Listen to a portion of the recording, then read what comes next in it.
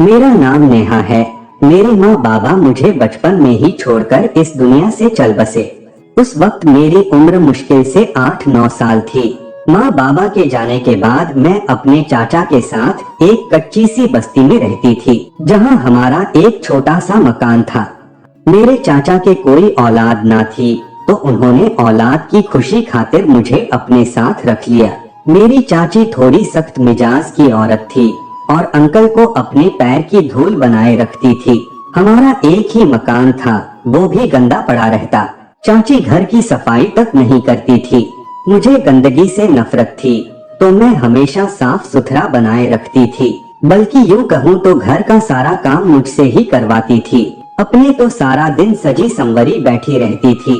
मेरी चाची से तंग आकर लोगों ने घर पर आना तक छोड़ दिया था। चाचा के हालात तो ऐसे थे कि लोगों का कर्ज तक नहीं चुका सकते थे। जब लोग अपना दिया कर्ज मांगने आते, तो चाची उनसे झूठ बोल देती कि वो घर पर नहीं है। एक दफा तो उन्होंने मेरे बारे में ये भी कह दिया था कि इसे कैंसर है और इसके इलाज तक के पैसे नहीं हैं। आपका कर्ज कैसे चुकता करे। घर में इस तरह का माहौल देखकर मैं बहुत डर सी जाती। जब मैंने जवानी में कदम रखा तो मैं और भी खूबसूरत हो गई थी। एक दिन जब मैं नहाकर बाहर निकली, तो मैंने देखा कि चाची मेरे बदन को बहुत गौर से देख रही थी। मैंने पूछा, आप मुझे इस तरह क्यों देख रही हो? वो कहने लगी, मालूम ही नहीं हुआ कब इतनी जवान हो गई। जब तुम्हें लेकर आए थे तो उस वक्त तुम 8 साल की थी। मैंने कहा, चाची आप सही कह रही है, वक्त के साथ जवान तो होना ही था। मैं हैरान तो इस बात से थी कि चाची आज मुझे दूसरी नजर से देख रही थी। उन्होंने कहा, अब तो तुम्हारी शादी भी करनी होगी, कब तक जवान लड़की को घर में रख सकते हैं? मैंने कहा, मुझे अभी शादी नहीं करनी, मेरी उम्र ही क्या हुई है।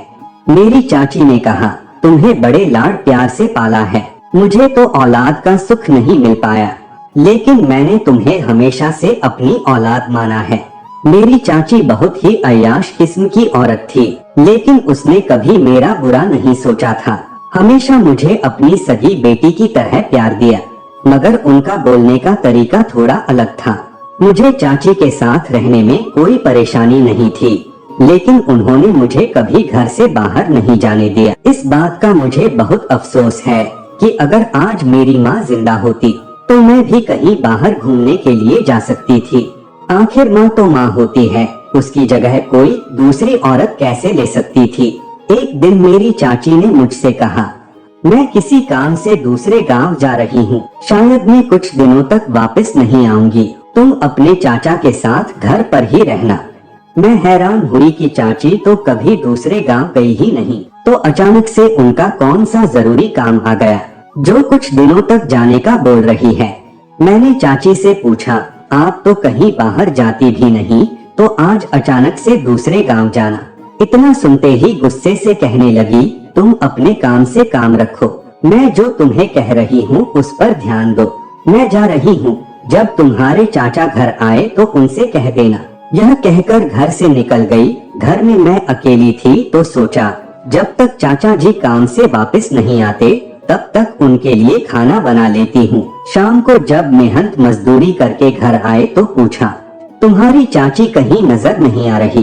तो मैंने उनसे कहा, चाची घर पर नहीं है, वो किसी काम से दूसरे गांव चली गई और कहकर गई है कि मैं कुछ दिनों बाद वापस आऊंगी। मेरी बात सुनकर चाचा हैरत से पूछने लगे, किससे पूछ कर गई है? मैंने कहा कि मुझसे तो पूछ कर नहीं गई चाचा जी, वह तो आपको बताने का कहकर चली गई, पर कह रही थी कोई जरूरी काम आया है। चाचा कहने लगे, मैं तो इसकी करतूतों से परेशान हो चुका हूँ। वैसे चाचा जी की चाची के साथ कुछ खास नहीं बनती थी, क्योंकि चाचा जी मुझे अपने साथ नहीं रखना चाहते थे। वो कहते थे कि हम इसकी परवरिश नहीं कर सकते, लेकिन चाची मुझे अपने साथ रखने की जिद पर अड़ी रही, तो मजबूरन चाचा जी को उनकी बात माननी पड़ी। मेरी चाची कभी किसी से घूंघट नहीं करती थी, जिस वजह से हर रोज एक दूसरे के साथ झगड़ते रहते थे। यहाँ तक कि चाचा जी गाली देने तक उतर आते थे। चारपाई पर बैठे अपने आप से कह रहे थे कि जब वापस आएगी तो उससे बात करूंगा, उसे घर से निकाल दूंगा। इस तरह की बातें सुनकर मैं ज्यादा हैरान नहीं थी, क्योंकि चाचा जी अक्सर हमेशा यही कहते रहते थे। खैर चाची 2 दिनों बाद गांव से वापस आ गई, लेकिन मुझे पता था कि घर में हंगामा शुरू होगा, इसलिए मैंने चाची से कह दिया कि ज्यादा शोर शराबा मत करना, वो बहुत गुस्से में है। फिर वो बदतमीजी पर उतर आए, मगर चाची ने उनकी बातों का कोई जवाब नहीं दिया और सुबह होने तक घर में सब कुछ ठीक हो गया। अगले दिन चाची ने मुझसे कहा, बेटी नेहा, आज तुम कमरे में मेरे साथ ही सो जाना। मैंने कहा कि नहीं, मुझे आपके साथ नींद नहीं आएगी, मैं अपने कमरे में ही जाकर सो जाऊंगी।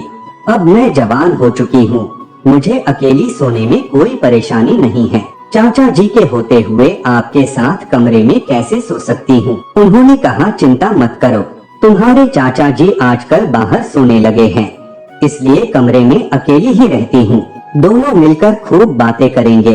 चाची की इस बात को सुनकर मैंने उनके साथ सोने के लिए हाँ भर दिया, क्योंकि बचपन से मेरे साथ बातें करने वाला कोई नहीं था और घर से बाहर भी नहीं जाने देते थे। मैं चाची के साथ उनके कमरे में जाकर सो गई और मेरे सामने उन्होंने सजने संवरने वाली तरह तरह की चीजें रख दी। मुझे उनसे ये उम्मीद नहीं थी। उन्होंने कहा, मैं ये सब चीजें तुम्हारे लिए गांव से लेकर आई हूँ। यह सुनकर मैं बहुत खुश हुई, क्योंकि चाची ने आज तक मुझे कोई भी चीज खरीद कर नहीं दी थी। बातें करते करते पता ही नहीं चला कि मुझे कब नींद आई, लेकिन जैसे ही सुबह मेरी नींद से आँख खुली तो मैं चौंक उठी, क्योंकि दोपहर के 1 बज रहे थे और मैं तो हमेशा सुबह दिन निकलने से पहले ही उठ जाती थी। मैं जल्दी से उठकर चाची के पास गई और कहा कि मुझे आज क्या हुआ, जबकि मैं तो सवेरे जल्दी ही उठ जाती थी। उन्होंने कहा कि हमें बातें करते करते रात काफी हो चुकी थी, इसीलिए तुम्हें गहरी नींद आ गई थी, लेकिन मैंने तुम्हें जगाने की बजाय सोचा कि कितने सालों बाद इतनी सुकून से सोई है। अपनी चाची के मुंह से इस बात को सुनकर मैं हैरान रह गई, क्योंकि जब से मैं जवान हुई थी तो घर की सारी जिम्मेदारियां मुझ पर थोप दी। मुझे उठने में जरा सी भी देर हो जाती तो घर के कामों को लेकर डांटने लगती। फिर आज उनको मुझ पर इतना तरस कैसे आ गया। मैंने चाय पी और उसके बाद घर के कामों में बिजी हो गई। तभी अचानक से चाची कहने लगी कि ये क्या कर रही हो। मैंने कहा कि जूठे बर्तन साफ कर रही हूँ, घर के बाकी काम तो आपने मेरे उठने से पहले निपटा लिए। उसने कहा कि नहीं करने हैं, मैं खुद कर लूंगी, तेरे हाथ गंदे हो जाएंगे, तुम अपने कमरे में जाकर आराम करो। मैंने सोचा आज इनको हो क्या गया। तभी कहने लगी, आज से घर का कोई काम नहीं करेगी, खड़ी होकर अपने गंदे हाथों को साफ कर ले और जाकर कमरे में बैठ जा। और सुन, शाम को नहाने के बाद मेरी लाकर दी हुई चीजों से खुद को तैयार कर लेना। मुझे आज इस तरह का बर्ताव देखकर अजीब लग रहा था, लेकिन मुझे सजने संवरने का मौका मिल रहा था, तो मैंने कोई सवाल जवाब नहीं किया। खुश होकर अपने कमरे में चली गई और बिस्तर पर लेटकर सोचने लगी, आखिर चाची मेरे लिए ये सब क्यों कर रही है। और जब से मैंने चाची के साथ सोई थी तो सुबह मेरी तबीयत बिगड़ चुकी थी, मेरा जिस्म भी जोरों से दर्द कर रहा था। फिर सोचा शायद एक ही बिस्तर पर चाची के साथ सोने की वजह से करवटें नहीं बदल पाई, इसलिए ये सब हो रहा है। मैंने यह बात अपनी चाची को बताई और कहा कि मैं आज अपने कमरे में जाकर सो जाती हूँ। उन्होंने कहा, बस इतनी सी बात है, आज तुम अपनी चारपाई मेरे कमरे में ले आना। अब जाओ और जल्दी से तैयार हो जाओ। मैं अपने कमरे में तैयार होने चली गई और जब सोने का वक्त हुआ तो उनके कमरे में अपनी चारपाई लेकर आ गई। वैसे भी अब मुझे चाची के साथ रात भर बातें करने की आदत हो चुकी थी, लेकिन दिन ब दिन मेरी तबीयत भी बिगड़ती चली गई। मेरे जिस्म में अजीब किस्म का बदलाव दिखना शुरू हो गया, जो कि चाची के कमरे में सोने से पहले बिल्कुल भी नहीं था। मुझे ऐसा महसूस होने लगा कि मैं वक्त से पहले ही जवान हो चुकी हूँ और हमारे घर में भी कुछ अजीब सा होने लगा था। मेरी चाची का मुझे इस तरह तैयार करके अपने पास सुलाना ये कोई छोटी बात नहीं थी। अब तो मुझे भी कुछ गड़बड़ लगने लगा। आजकल मेरे चाचा भी मुझसे दूर रहने लगे, जबकि पहले अपने काम से वापस घर आते तो कुछ पल के लिए मेरे पास बैठकर बातें किया करते। अजीब बात तो ये थी कि मेरी चाची मुझसे घर का काम करने की बजाय सारा दिन आराम करवाती। मुझे कुछ समझ नहीं आ रहा था कि मेरे साथ ये सब चल क्या रहा है। एक दिन जब सुबह अपने बिस्तर से उठी तो मेरी कमर में अजीब किस्म का दर्द हो रहा था। मैंने चाची को बताया तो उसने बात को बदलते हुए कहने लगी, देख तुम्हारे लिए बाजार से क्या लेकर आई हूँ। वो मेरे लिए लिपस्टिक और एक जोड़े झुमके लेकर आई थी। ये देखकर बहुत ज्यादा खुश हुई और सारा दर्द भुलाकर उनके गले से लिपट गई। लेकिन जैसे ही शाम हुई तो कहने लगी, जा अब जल्दी से तैयार हो जा। आज मैं जो तुम्हारे लिए लाल रंग की लिपस्टिक लेकर आई हूँ उसे लगाना भूल मत जाना। ये सुनते ही मैं एकदम से चौंक उठी। झुमके तक तो बात ठीक थी मगर लिपस्टिक वाली बात थोड़ी अजीब थी, क्योंकि ये सब तो शादीशुदा लड़कियां ही इस्तेमाल करती हैं। मगर मेरी तो अभी तक किसी से शादी भी नहीं हुई। मैंने हैरत से पूछा, चाची मैं तो अभी तक कुंवारी हूँ तो फिर ये कैसे लगा सकती हूँ। तो उन्होंने इस बार बात को घुमाने के बजाय कहा, तुमसे शादी कौन करेगा, शादी करने की बात को भूल जाओ। मैं हैरान थी कि एक तरफ तो मुझसे घर का कोई भी काम नहीं करवाती और अब ये कह रही है कि शादी करने का सपना भूल जाओ। अब मुझे बहुत चिंता हो रही थी। मेरी चाची इतनी भी अच्छी नहीं थी जो मेरे सामने अच्छी होने का नाटक कर रही थी। इसका मतलब कोई तो ऐसी बात है जो मुझसे छुपा रही थी। मुझे जानना ही होगा। लेकिन मेरे लिए ये सब इतना आसान भी नहीं था। मैं अपने कमरे में चली गई और सोचने लगी कि अचानक चाची को मुझ पर इतना प्यार कैसे आ रहा है, और ये तो बिना मतलब के कुछ भी नहीं करती। मुझे ऐसा लग रहा था जैसे मेरे साथ बहुत बुरा होने वाला है। एक दिन मैंने ठान लिया कि आज कुछ भी हो जाए सच्चाई का पता लगाकर ही रहूंगी।